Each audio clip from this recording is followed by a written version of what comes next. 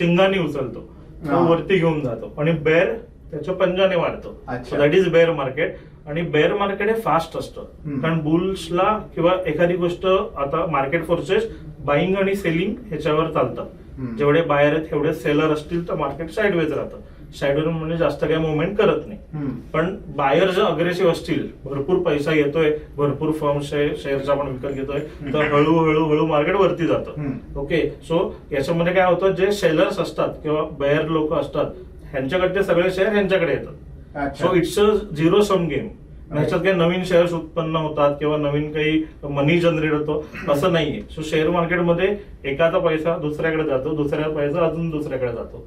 ही process चालू असते, ही cycle असते चालू. सो याच्यामध्येच बुल आणि बेअर मार्केट असतात. जसं आपण म्हणतो ना की फाईट असते चालू बुल आणि बेअरशी, हीच ती फाईट असते. कारण बुलचं असं असतं की मला प्रत्येक लेवलला मार्केट याच्या खाली नाही गेलं पाहिजे. कारण ओव्हरऑल आपण जर बघितलं एक लॉंग टर्म इन्व्हेस्टमेंटच्या दृष्टीने, तर लॉंग टर्म इन्व्हेस्टमेंट जर असेल तर आपलं असं काही इमिजिएट लॉस होत नाही.